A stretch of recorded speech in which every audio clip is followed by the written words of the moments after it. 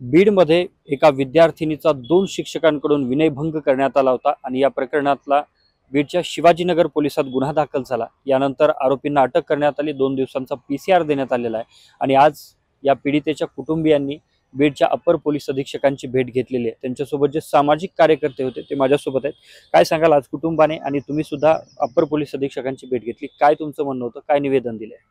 गुन्ह्याची तीव्रता लक्षात घेता आणि आरोपीची दहशत पाहता पीडित कुटुंबाच्या घरच्याचं म्हणणं आहे, अपर उप अधीक्षक यांना आम्ही भेटलो की या गुन्ह्याचा तपास IPS महिला अधिकाऱ्याकडे देण्यात यावा, तसेच याची SIT मार्फत चौकशी व्हावं, जेणेकरून समोरच्या आरोपीची दहशत आणि हे पाहता आपण पाहिला असन सकाळीच काय प्रकार झालाय की नातेवाईक आणि नातेवाईकाचे मुलं आणून SP ऑफिसला गोंधळ करण्याचा प्रयत्न केलाय।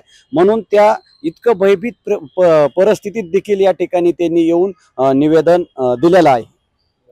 आता या माध्यमातून पीडितेचे जबाब नोंदवण्यात आलेत पोलिसांकडून काही का यामध्ये महिला अधिकाऱ्यांची काही चौकशी किंवा जबाब घेतलेत महिला अधिकाऱ्यांनी घरी येऊन त्यांच्या? नाही, अजून तर आलेले नाहीत, परंतु मग महिला IPS अधिकाऱ्यामार्फत याच्यामुळे त्यांचं म्हणणं आहे की यामध्ये आणखीन सर तुम्हाला भेटन की गुन्ह्याची तीव्रता पाहता आणखीन गंभीर आरोप आणि गंभीर म्हणजे माहिती याच्यातून समोर येणार आहे। त्यासाठी त्या पीडितेचं देखील म्हणणं आहे की महिला त्यांच्या संपूर्ण कुटुंबाने ते पीडित त्यांचं म्हणणं आहे की या गुन्ह्याचा तपास एक IPS महिला अधिकारी कडे देण्यात यावा। नक्कीच वरिष्ठ महिला अधिकाऱ्यांकडे या संपूर्ण प्रकरणाचा तपास देण्यात यावा, SITच्या मार्फत या संपूर्ण प्रकरणाची चौकशी व्हावी, अशा प्रकारची मागणी आज पीडितेच्या कुटुंबियांनी अर्जाच्या द्वारे बीडमध्ये येऊन अप्पर पोलीस अधीक्षकांकडे निवेदनाद्वारे केलेले आहे।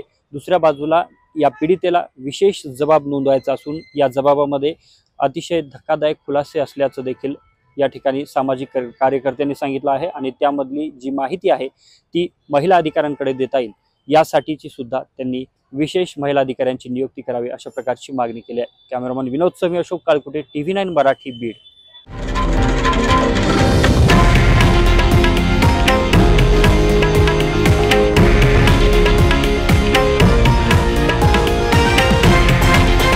हे आहे देशातील नंबर 1 न्यूज नेटवर्क आणि आपण पाहत आहात TV9 मराठी, एकमेव।